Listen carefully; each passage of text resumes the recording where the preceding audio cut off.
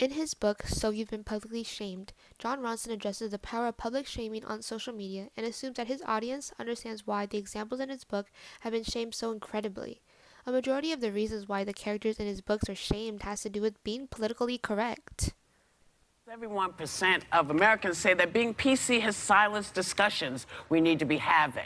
People don't want political correctness. They're tired of it today. And I think that's one of the things that has resonated with me. Everyone's going to be offended by something. There's a creepy PC thing out there that really bothers me.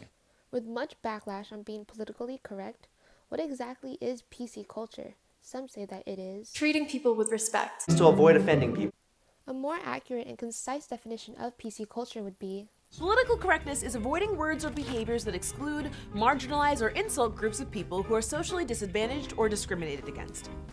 Although this movement to respect one another seems like a great idea for the progression of society, being politically correct has turned into an extremist cancel culture that resulted in a more judgmental and hateful community. People now rush to calling someone out for not being PC and assume that based on one thing that someone said, they could be racist, sexist, transphobic, or any other prejudiced label. No one is safe from the PC police. In 2018, popular YouTube beauty gurus Laura Lee, Nikita Dragun, and Gabriel Zamora were attacked for their previous racist tweets, mostly from 6 years ago. Laura Lee had even deleted her Twitter from all the hate that she was receiving. Although the hate was well deserved, as seen by the discriminatory language that all three had used, it is obvious that these influencers are trying to make a joke. The language they use in their tweets may be ignorant, but remember, these are tweets from 2012. How could someone's old tweets from 6 years ago perfectly depict what they believe today? And who is to say what these beauty influencers are tweeting is wrong? Among certain groups, some offensive words are okay and some aren't. This unclear boundary of respect is also brought up on the popular talk show The View. Kendrick Lamar pulled a white fan up on stage to rap along with him, but one lyric made him shout her down. Now take a look. Wait.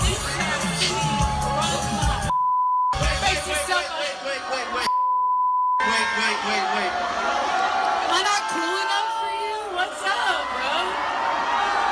You gotta bleep one single word, though. Oh, I'm sorry. Did I do it? Yeah, you did it. I'm so sorry. Oh my God. Should she stay up here, y'all? Well, so was he right to call her out for dropping, I'm not gonna say the N-word, that's ridiculous.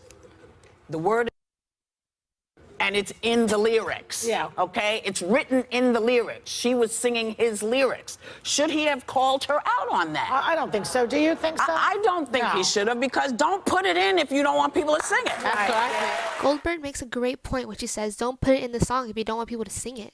But there still is a large group of individuals who would be offended by the use of this word. But who is to judge what's right and what's wrong? Who created the book on politically correct terms and who deemed it correct? David Furness attempts to identify what is politically correct and incorrect in his article, Discover 100 Politically Correct Words and Phrases. Furness reports that if somebody is dishonest, we should instead use the phrase ethically disorientated. We should also replace the word blackboard with the term chalkboard, and that in place of ugly, we should refer to the phrase visually unfavorable. Although these alternatives are valid in that they remove some of the offense from the original terminology, in all reality, these changes are overdone and unnecessary. Is it possible that Donald Trump is right? That being PC takes too long? Adding all these extra phrases to replace the words in our language has become ridiculous and more confusing. The new wave of politically correct culture has turned off a lot of people. Many comedians are now refusing to perform at shows at colleges because of how sensitive the young generations are nowadays. Even TV shows no longer take PC seriously and mock the use of it. PC principal, I'm sure Kyle was just referring to Bruce Jenner as a person and not trying to say anything against. You got a fucking problem, bro? No? Because it's not Bruce fucking Jenner, it's Caitlyn, and she's a fucking stunning woman. Or maybe you're the one teaching him to demean women in the first place, huh? What's up? What's fucking up, bro? Look, maybe we can all just take. Get the fuck out of here, dude! Even teens, the generation being mocked for being too sensitive, thinks that PC culture is too extreme. But I understand that sometimes it's too extreme, like PC culture. I have realized that people have the right to say whatever they like. I'm not saying that being politically correct is wrong or unnecessary. In fact, I do believe that we need it, but I don't think that society is being PC correctly or effectively. Shouldn't PC culture be about respecting one another and teaching others how to do so, instead of forcing people to walk on eggshells on specific topics? It seems that politically correctness has turned into an excuse to hate and degrade others and limit free speech. I believe there is a better way to being politically correct, and Sally Kohn does an excellent job at explaining what she calls emotional correctness in her TED Talk. Emotional correctness is the tone, the feeling, how we say what we say, the respect and compassion we show one another. And what I've realized is that political persuasion doesn't begin with ideas or facts or data.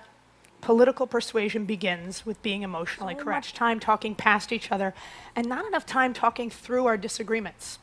And if we can start to find compassion for one another, then we have a shot at building common ground. So someone who says they hate immigrants, I try to imagine how scared they must be that their community is changing from what they've always known. Our challenge is to find the compassion for others that we want them to have for us. That's emotional correctness. And that's how we start the conversations that really lead to change. Thank you. Kohn argues that we must be considerate towards others in order to respect them, and I agree with her claim. Being politically correct was initially intended to be about respecting one another, but it developed into a society that disparages and belittles one another for reasons that are misunderstood or taken out of context. PC today is mainly about being right and telling people that they're being derogatory or offensive. But in order to truly be politically correct as a society, we must strive to be what Kohn calls emotionally correct. Kohn demonstrates that it is okay to agree to disagree, yet still maintain a respectful relationship.